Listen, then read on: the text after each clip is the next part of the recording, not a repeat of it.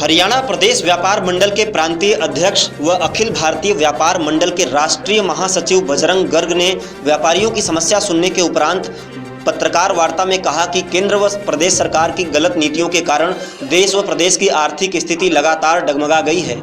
यहां तक कि हरियाणा पर 1,98,000 करोड़ का कर्जा सरकार ने चढ़ाकर जनता को कर्जे में डुबा दिया है, जबकि प्रदेश में लगातार व्यापार व उद्योग धंधे ठप होते जा रहे हैं, जिसके कारण प्रदेश में लगातार बेरोजगारी बढ़ती जा रही है। जबकि सरकार उद्योगों के माध्यम से 75% बेरोजगारों को नौकरी में आरक्षण देने की बात कर रही है, जो युवाओं को गुमराह करने वाली बात है। जबकि हरियाणा सरकार प्रदेश में उद्योगों को बढ़ावा देने के लिए किसी प्रकार की योजना नहीं बना रही है।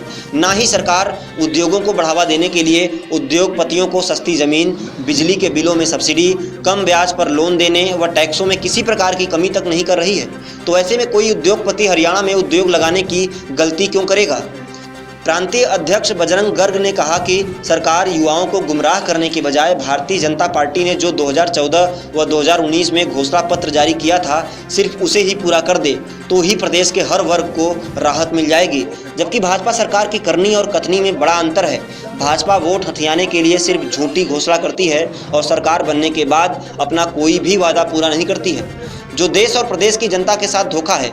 प्रांतीय अध्यक्ष बजरंग गर्ग ने कहा कि अगर सरकार की नीयत ठीक है तो सरकार को अपने वादे के अनुसार बेरोजगारों को 11,000 रुपये मासिक बेरोजगारी भत्ता देना चाहिए और युवाओं को उद्योगों के माध्यम से नौकरी देने के लिए हरियाणा में जो उद्योग धंधे बंद हो चुके हैं या उद्योग प्लान कर रही है, उनको चालू करने के लिए व प्रदेश में नए नए उद्योगों को स्थापित करने के लिए सरकार को उद्योगपतियों को सस्ती ज़मीन, बिजली के बिलों में 50% सब्सिडी, उद्योगपतियों को कम ब्याज पर लोन देने चाहिए व गांव स्तर पर जो 90% लघु उद्योग जो बंद हो गए हैं, उन लघु उद्योगों को लोगों को गांव में चालू करने के लिए बिना ब्याज लोन के अलावा जीएसटी में छूट देना चाहिए, ताकि ज़्यादा से ज़्यादा छोटे छोटे उद्योग गांव में स्थापित हो सकें। गांव में छोटे छोटे उद्योग स्थापित होने से गांव के स्तर पर युवा व महिलाओं को रोजगार मिलेगा, जिससे काफ़ी हद तक बेरोजगारी खत्म होगी।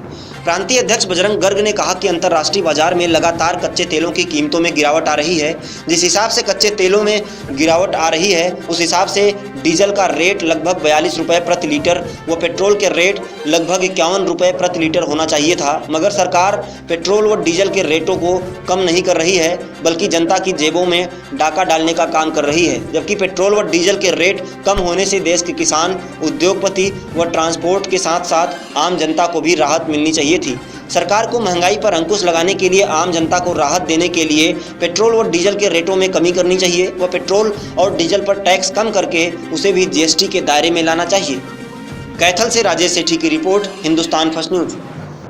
केंद्र व प्रदेश सरकार की गलत नीतियों के कारण आज देश व प्रदेश में अर्थव्यवस्था पूरी तरह से चरमरा गई है।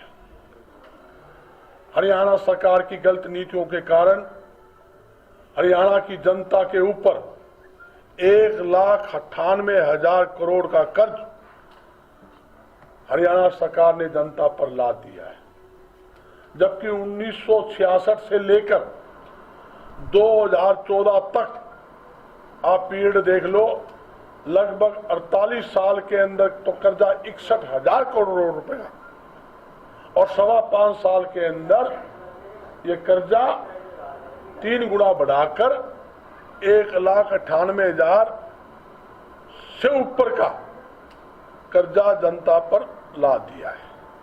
जहां तक कि सरकार ने किस प्रकार अर्थव्यवस्था को कंट्रोल करेंगे, कोई उनके पास बात नहीं है।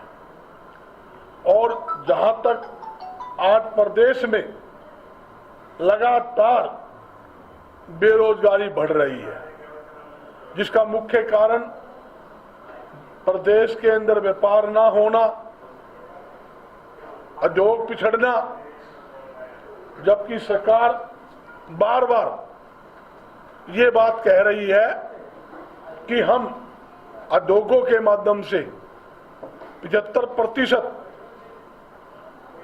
युवाओं को रोजगार देंगे, नौकरी में आरक्षण देंगे।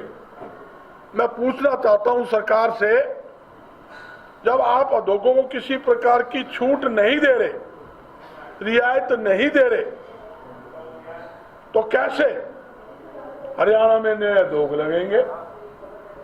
यहां तक कि लगातार 5.25 साल के कार्यकाल के अंदर हरियाणा में उद्योग भी पिछड़ा है, व्यापार भी पिछड़े हैं। हजारों उद्योग बंद हुए और पलायन कर गए। सरकार को नई पॉलिसी बनाकर उद्योगों को जो बंद पड़े हैं उनको चालू करने के लिए और जो पलायन कर रहे हैं उनको रोकने के लिए और पड़ोसी राज्यों के उद्योगपतियों को और विदेशी कंपनियों को उद्योग लगाने के लिए ज्यादा सुविधा देने की जरूरत है, राहत देने की जरूरत है, जिसके अंदर बिजली के बिलों में सब्सिडी देनी चाहिए, सस्ती जमीन देनी चाहिए, कम ब्याज पर लोन देना चाहिए। जो ग्राम स्तर के अंदर लघु उद्योग है उस पर किसी लोन लेने पर किसी प्रकार का ब्याज नहीं होना चाहिए। हरियाणा का जो टैक्स है वो टैक्स माफ होना चाहिए, जो सरकार ने नहीं किया। कच्चे तेलों की कीमतें घट रही है, लगभग 40-45% कच्चे मालों की कीमत, मगर सरकार ने कोई पेट्रोल डीजल रेट कम किए? कोई कम नहीं किया। कम से कम अगर आप अंतर्राष्ट्रीय बाजार को देखोगे, जब खुले भाव का सिस्टम केंद्र सरकार ने बना दिया, भी कच्चा माल सस्ता होगा तो रेट सस्ते हो जाएंगे और कच्चा माल तेज होगा तो रेट तेज हो जाएंगे। मगर सरकार ने किसी प्रकार की रेट की कमी नहीं करी। अगर अंतर्राष्ट्रीय बाजार के हिसाब लगाया जाए तो डीजल के रेट अधिकतम 42 रुपए से ज्यादा नहीं होने चाहिए और पेट्रोल के 51 रुपए से ज्यादा नहीं होने चाहिए। पेट्रोल डीजल की कीमत कम करने से मैं दावे के साथ कहता हूं, देश के किसानों को, उद्योगपतियों को, ट्रांसपोर्टरों को, आम जनता को राहत मिलेगी और यहां तक कि महंगाई पर अंकुश लगेगा। सरकार को उस कदम नहीं उठा। जहां 70% रोजगार देने की जो बात उद्योग के माध्यम से कर रही है, वो सरकार जनता को, युवाओं को गुमराह करने की बात कर रही है। जब लाखों लोग तो पहले ही बेरोजगार है तो नए आप कैसे लोगों को रोजगार दे दोगे? जब आपके पहला ही जो उद्योग बंद पड़े हैं, उद्योग नए लग नहीं रहे, कौन से उद्योग में आप लोगों को रोजगार दे दोगे? क्यों गुमराह कर रहे हो? ये लोगों को गुमराह करने की बात है। सरकार की नीयत और नीति ठीक है तो भाई अच्छे कदम उठाने पड़ेंगे। एक तरफ सरकार कहती है भी हम अच्छी शिक्षा देंगे, अच्छी चिकित्सा देंगे।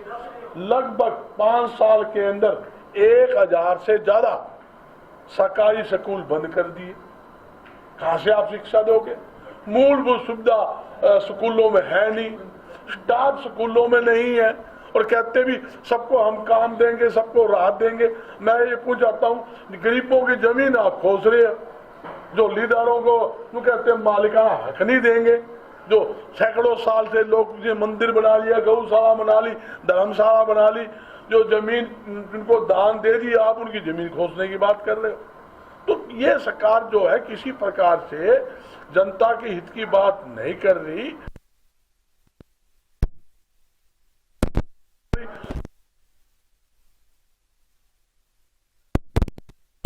सिर्फ झूठी घोषणा।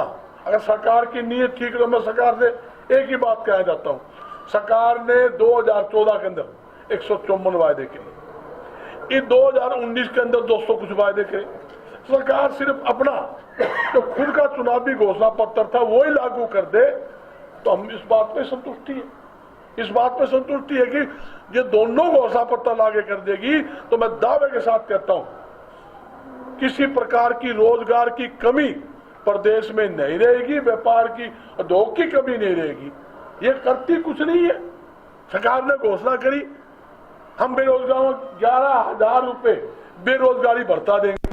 बेरोजगारी क्यों नहीं देते? बेरोजगारी भत्ता आप घोषणा कर देते हो भाई हम बेरोजगारी भत्ता देंगे, जब बेरोजगारी भत्ता, जब तक रोजगार नहीं दो तो बेरोजगारी भत्ता दे दो। तो मतलब कोई भी एक भी वायदा सरकार ना तो पहले पूरा कर पाई, ना इस 2019 के घोषणा पत्र को पूरा कर रही है, सिर्फ अपनी जेब मिटाने के लिए झूठे नारे, झूठे वादे की बात है। मेरी सरकार से पुण्य अपील है, प्रदेश में व्यापार व उद्योग को बढ़ावा देने के लिए, अर्थव्यवस्था को सुचारू रूप से कंट्रोल करने के लिए ज्यादा व्यापारियों को, उद्योगपतियों को सुविधा दे, राहत दे और बेरोजगारों को रोजगार देने के लिए कारगर कदम उठाए। और मैं दावे के साथ कहता हूं, सरकार जो हमने 3-4 बातें रखी है वो लागू कर दे। बिजली बिलों में सब्सिडी, सस्ती जमीन, कम ब्याज पर लोन और ग्रामीण स्तर पे जो छोटे कुटीर उद्योग लगेंगे बिना ब्याज पे उनको लोन दे दे और जो हरियाणा का टैक्स है वो माफ कर दे। तो दावे के साथ कहता हूं, प्रदेश के अंदर एक भी बेरोजगार आपको नहीं मिलेगा।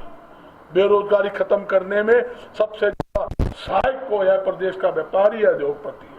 जब व्यापार उद्योग ही नहीं रहेंगे तो भाई बेरोजगारी ऑटोमेटिक बढ़ेगी, इसमें कोई दो राय नहीं। बेरोजगारी के कारण तो आज नशा बढ़ रहा है प्रदेश के अंदर, आपके सामने है।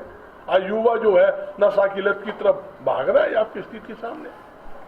ऊंट के मुंह में जीरा देने की बात है गुरुजी। मैं ये कह देता हूँ, एक चीज की कीमत आप देखिए, सेल लगी 70% छूट मिली ना सेल में, 50% तो आम सेल हुई, छूट 50%। वो नू कह दे जी आप तो भाई वो एक पैंट लेके दे, उस टाइम तो 7,000 की थी, है छूट आई भी जो 3.5 की दोगे ना।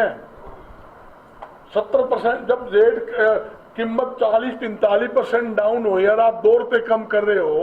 कीमत कम होनी चाहिए 28 रुपए, कीमत कम होनी चाहिए 27 रुपए, आप 2 रुपए कम कर रहे हो, मुंह में जीरा दे रहे हो।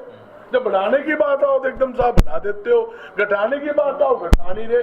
मैं खुद मान रहा हूं 2 रुपए कम किए हैं, मगर जो आप हिसाब में 40-45% का मतलब क्या हुआ, कम से कम 28 रुपए कम पड़ता है। मैंने जो एवरेज निकाली है, मैंने बल्कि कि हमारी पोस्ट आपके पास सबसे पहले पहुंचे, तो उसके लिए आप सभी को फॉलो बटन पर क्लिक करके सी फर्स्ट पर क्लिक करना होगा, ताकि हमारी पोस्ट आप तक सबसे पहले पहुंच सके। इसलिए आप सभी लोग फॉलो बटन पर क्लिक करें और सी फर्स्ट को चूज करें। साथ ही साथ यूट्यूब पर भी हमारे चैनल को सब्सक्राइब करें और बेल आइकॉन को दबाएं।